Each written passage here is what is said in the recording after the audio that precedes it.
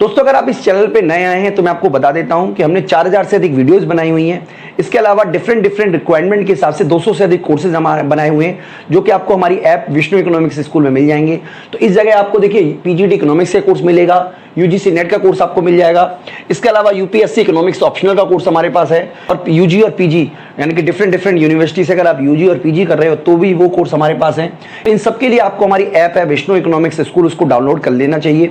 Hello दोस्तों इस video में हम बात करेंगे मौद्रीकृत राजकोषीय घाटा, जिसको फिस्कल मोनेटाइज डेफिसिट भी बोलते हैं या डेट मोनेटाइज भी बोलते हैं। तो बच्चों डिटेल में हम इसको समझते हैं। इससे पहले हमने आपको राजकोषीय घाटे के बारे में ऑलरेडी वीडियो बनाई हुई है, एक बार मैं आपको दोबारा बता देता हूं। देखिए राजकोषीय घाटा क्या होता है, यहां मैं बता देता हूं बच्चों। राजकोषीय घाटा ये जो है ये सरकार की उधार तथा अन्य दायित्वों को प्रकट करता है।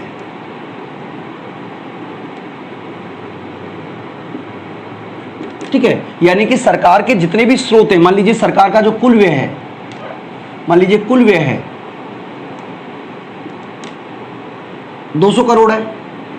अब इस 200 करोड़ का कुल व्यय करने के लिए कमाई भी तो 200 करोड़ की होनी चाहिए। तो सरकार की कुल आय जो है, मान लीजिए उधार छोड़कर, यानी उधार को शामिल नहीं किया हमने, मान लीजिए 150 करोड़ है। तो इस तरीके से जो राजकोषीय घाटा होगा वो बाकी का जो घाटा है वो 50 रुपए का उधार लेकर पूरा किया जाएगा। इसलिए राजकोषीय घाटा जो है वो उधार के बराबर होता है, अन्य दायित्वों के बराबर होता है। ठीक है, जो कि कितना मान लिया हमने, 50 करोड़ मान लिया। एग्जाम्पल के लिए बोल रहे हैं बच्चों, हमने 50 करोड़ मान लिया है।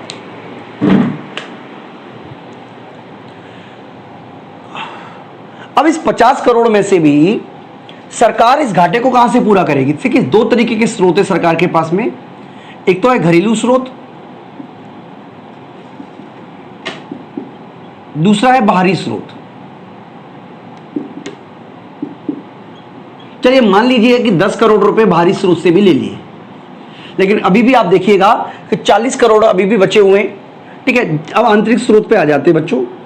आंतरिक स्रोत में 3 तरीके की चीज आती हैं। एक तो है आरबीआई, दूसरा है जनता, तीसरा है व्यापारिक बैंक या अन्य वित्तीय संस्थाएं। तो चलिए मान लीजिए कि 5 करोड़ मिल गए जनता से और 15 करोड़ मिल गए व्यापारिक बैंकों से, यानी कि ये सब भी उधार लिया है। लेकिन ये सारे के सारे मुद्रा की आपूर्ति में तो वृद्धि करेंगे, लेकिन साथ ही साथ आप देखिएगा कि जो पैसा मार्केट में था वही हुआ है। यानी कि जो व्यापारिक बैंकों से पैसा लिया गया है वो क्या है, जो ये एक तरीके से साख जो है उसी को पैसा जो है वो बैंकों से ले लिया गया है। यानी कि ये पैसा ऑलरेडी सर्कुलेशन में था, ये सारा का सारा पैसा, और वो पैसा अब किसके पास आ गया है, आरबीआई के पास आ गया है। अगर मान लीजिए बाहरी स्रोतों से 10 करोड़ रुपए आता है तो डेफिनेटली बाहरी स्रोतों से वो 10 करोड़ की वस्तु भी खरीद पाएंगे। इसी तरीके से अगर मान लीजिए जनता से और व्यापारिक बैंकों से 20 करोड़ आते तो इसका मतलब ये हुआ कि बाजार में जो 20 करोड़ रुपए थे वो घट गए और सरकार के पास 20 करोड़ आ गए। लेकिन जब आरबीआई से नोट इश्यू करे, आरबीआई से उधार लेगी, मान लीजिए आरबीआई से कितने रुपए उधार लिए, 30 करोड़ उधार लिए। ठीक है, तो 30 करोड़ उधार किस लिए कैसे लिए, इसके लिए क्या किया, इसके लिए सरकार ने क्या किया, अपने जो टी बिल है, ट्रेजरी बिल, वो आरबीआई को बेचे।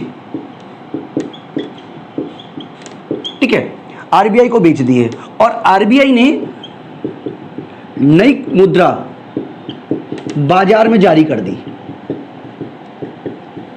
तो इस प्रोसेस को जो 30 करोड़ है वही हमारा कहलाएगा बच्चों, वो कहलाएगा हमारा मौद्रीकृत राजकोषीय घाटा।